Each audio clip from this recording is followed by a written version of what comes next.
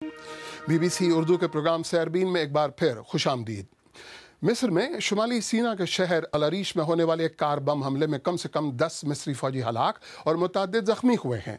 फौजियों की mini bus जब खरूबा के इलाके से गुजर रही थी तो वह सड़क के किनारे नस्ब कार बम से टकरा गई। कहा जा रहा है कि यह सदर मुर्सी की बरतरफी के बाद से अब तक का सबसे बड़ा जानलेवा हमला है। मिस्री फौज इस इलाके में शिद्दत पसंदों के खिलाफ बड़े पैमाने पर कार्रवाई कर रही है। BBC की नामा निगाह ओला गेरिन ने मिस्र से ये रिपोर्ट दी। मिस्री फौज ने अल अरीश में एक बड़े पैमाने पर कार्रवाई शुरू कर दी है। फौज ऐसे किसी भी फर्द की तलाश कर रही है जो इस हमले में मुलव्विस हो। इलाके में फौजी हेलीकॉप्टर गश्त कर रहे हैं। फौज ने अपने बयान में हलाक होने वाले फौजियों को ताज़ियत पेश करते हुए शिद्दत पसंदी के खात्मे की इस जंग को फतेह करने का अहद किया है। फौज का कहना है कि उनके बच्चों का खून उनके अहद को मजीद तक़वियत देता है। कई महीनों पहले सहराए सिना में शिद्दत पसंदों के खिलाफ शुरू किया जाने वाला बड़ा फौजी ऑपरेशन अभी भी जारी है। इत्तलात के मुताबिक सहराए सिना में तकरीबन 20 मुख्तलिफ शिद्दत पसंद ग्रुप सरगर्म हैं। मिस्र में ये एक बड़ा सिक्योरिटी का मसला है और मिस्र में इससे पहले भी शिद्दत पसंदों के खिलाफ कई फौजी ऑपरेशन किए जा चुके हैं। सहराए सिना में सितंबर में 20,000 फौजियों के साथ एक बड़ा फौजी ऑपरेशन किया गया था और उस वक्त फौज के ज़राए ने बताया था कि इलाके से शिद्दत पसंदों के मुकम्मल खात्मे में कम से कम 6 माह का वक्त लग सकता है। हमें ये भी मालूम है कि इस इलाके में कई अलकायदा से मुतासिर शिद्दत पसंद ग्रुप भी सरगर्म हैं और यहाँ इस बात पर तशवीश पाई जाती है कि इन ग्रुपों के गज़ा में हमास के शिद्दत पसंदों से रवाबित हैं। तो फिलहाल मिस्र की फ़ौज इस इलाके से शिद्दत पसंदों के खात्मे के लिए भरपूर कोशिश कर रही है। छोटे पैमाने पर शुरू होने वाली शोरिश अब आहिस्ता आहिस्ता बड़ी होती जा रही है और शिद्दत पसंदों की जानिब से पुलिस और सिक्योरिटी फोर्सेस को भी निशाना बनाया जा रहा है।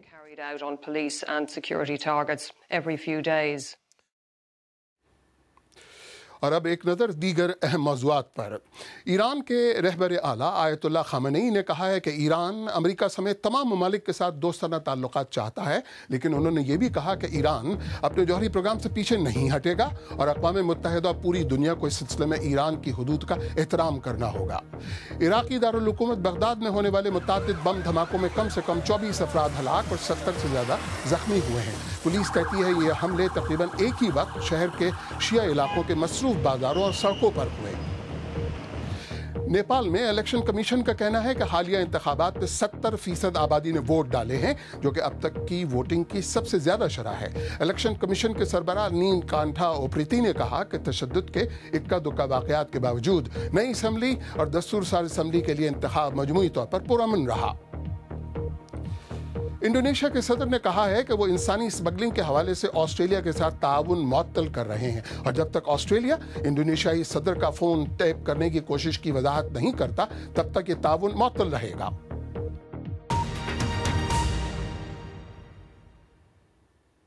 शुमाली कीनिया के पनाह गुज़ीनों के कैंप दादाब में तकरीबन 5 लाख अफराद रहते हैं। इनमें से 10,000 ऐसे हैं जिनकी तीसरी नस्ल यहाँ परवान चढ़ रही है, लेकिन इनमें से कितने हैं जो सोमालिया वापस जाकर अपनी ज़िंदगी दोबारा शुरू करना चाहते हैं? अक़वाम मुत्तहिदा इस पर एक रेफरेंडम का मंसूबा बना रही है। गैब्रियल गेटहाउस की रिपोर्ट। इस कैंप में मौजूद एक एहलकार ने मुझे बताया कि 3,50,000 से ज़ायद पनाहगज़ीनों के इस कैंप में से सिर्फ 100 के करीब अफराद को वापस जाने की पेशकश की गई थी, लेकिन वो ना माने। उनके वापस ना जाने की बुनियादी वजह ये है, यूनिटी प्राइमरी स्कूल। 2,500 से ज़्यादा बच्चे यहाँ फ़्रांसीसी, इंग्लिश, हिसाब, स्वाहिली और दीगर मज़ामीन की तालीम हासिल कर रहे हैं और ऐसे बहुत से वालिदैन हैं जो ये समझते हैं कि अगर वो वापस गए तो उनके बच्चे सोमालिया में इस तरह की तालीम हासिल नहीं कर सकेंगे। शेख मोहम्मद शमसुद्दीन के 21 बच्चे हैं। जी हाँ, 3 बीवियाँ और 21 बच्चे। इनमें तकरीबन सभी यहाँ दादाब में ही पैदा हुए।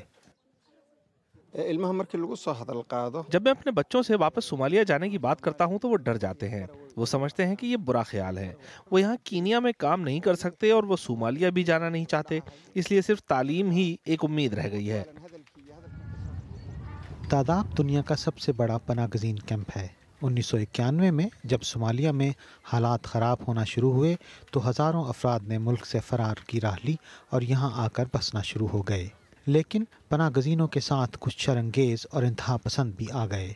गुज़श्ता माह एक शाम को कुछ लोग यहाँ टीवी पर एक फुटबॉल मैच देखने के लिए इकट्ठे हुए। तकरीबन 9 बजे के करीब अचानक मसल्ला नकाब पोश अफराद यहाँ घुस आए और अंधाधुंध फायरिंग शुरू कर दी। खुशकिस्मती से वहाँ मौजूद अफराद में से सिर्फ 6 जख्मी हुए और कोई हलाकत नहीं हुई। लोग परेशान हैं। रात के वक्त कोई भी यहाँ नहीं आता। अक्सर औकात हम इसे बंद करके चले जाते हैं। हम बहुत ज़्यादा खौफजदा हैं। आपके ख्याल में उन पर हमला क्यों किया गया था? हो सकता है कि ये वेस्ट गेट में होने वाले वाक़यात की वजह से किया गया हो। हमसे कुछ पूछे बगैर उन्होंने हम पर गोलियां बरसाना शुरू कर दी। कुछ कीनियाई सियासतदानों का ख्याल है कि दादाब शिद्दत पसंदों की नर्सरी बन चुका है और वक्त आ गया है कि इन लोगों को वापस उनके मुल्क भेज दिया जाए। लेकिन ज़मीन पर जिंदगी मामूल के मुताबिक उसी तरह रवां दवां है।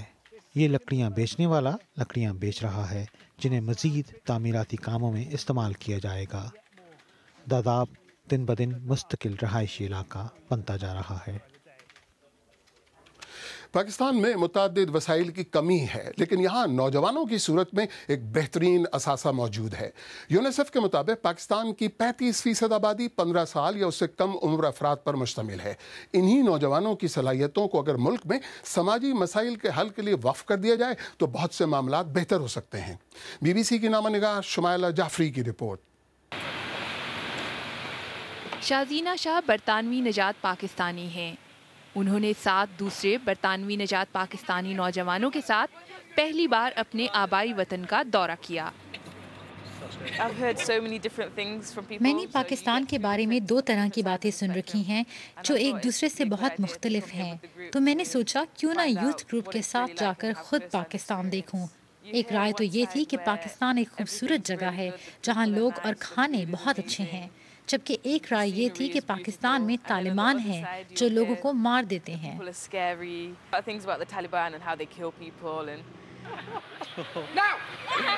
शाजीना और उनके साथियों के दौरे का मकसद पाकिस्तान के मसाइल से मुतालिक मालूमात हासिल करना और फिर बरतानिया वापस जाकर उनके बारे में आगाही पैदा करना है।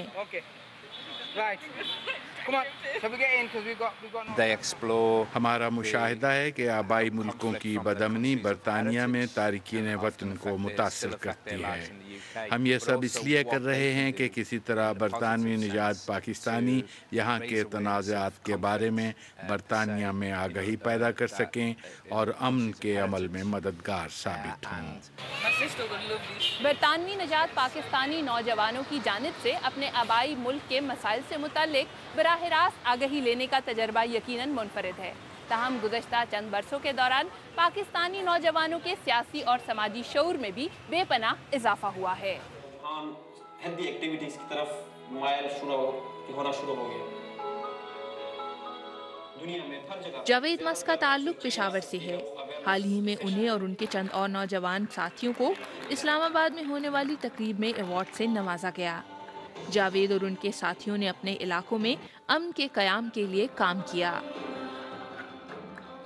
अगर किसी जगह पे एक कॉन्फ्लिक्ट है, उसमें आपने डायलॉग और मीडिएशन कैसे करनी है, आपने उस मसले को थ्रू डायलॉग हल करना है।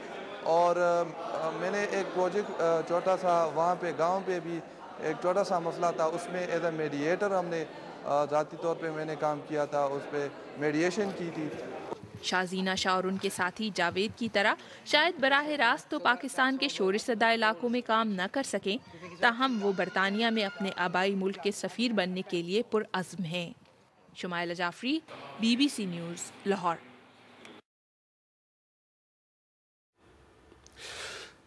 आपको हम ये याद दिलाते चलें कि आज सरबीन का अहम मौजू है गुमशुदा बलोच अफराद की बाजियाबी के लिए उनके रिश्तेदारों का कोयटा से कराची तक तवील पैदल मार्च, जबकि बलूचिस्तान के कई शहरों में बलोच रिपब्लिकन पार्टी की अपील पर मुबैना ऑपरेशन और जबरी गुमशुदगियों के खिलाफ हड़ताल हुई है।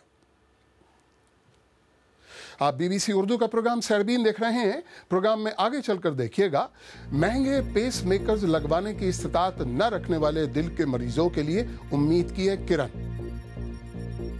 उम्र के बढ़ने के साथ जिस्म भी कमजोर हो जाता है, लेकिन जापान में टेक्नोलॉजी के जरिए ऐसे लोगों की मदद के लिए क्या नए तरीके ढूंढे जा रहे हैं।